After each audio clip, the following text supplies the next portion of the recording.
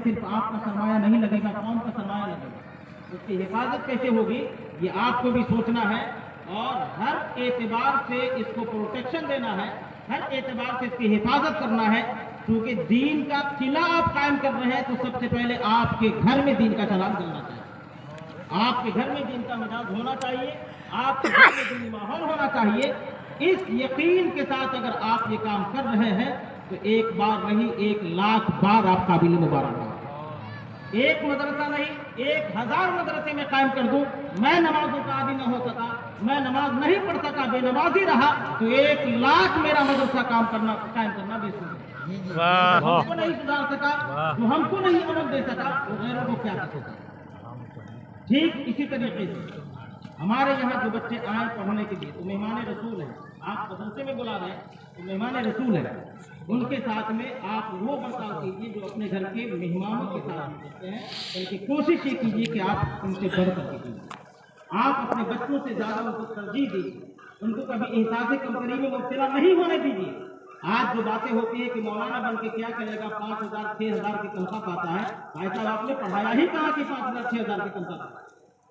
आप पहले ढंग से पढ़ाइए तो, बच्चे को काबिल बनाइए तो।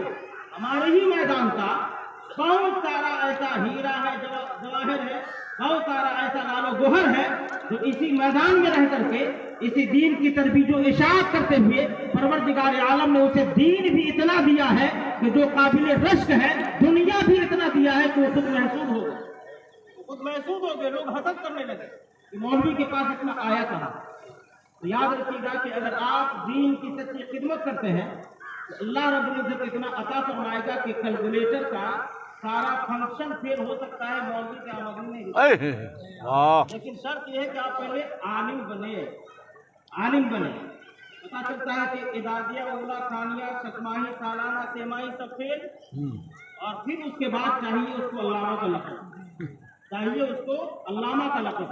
नतीजा ये होता है कि इन्हीं चीजों में उलझ करके हमने सब कुछ को तबाह बर्बाद कर दिया। आज दीनी इदारे जो मेयारी इदारे हैं, यकीनन इस जमाने में वो कौम की तरफ से फर्ज किफाया अदा करते हैं।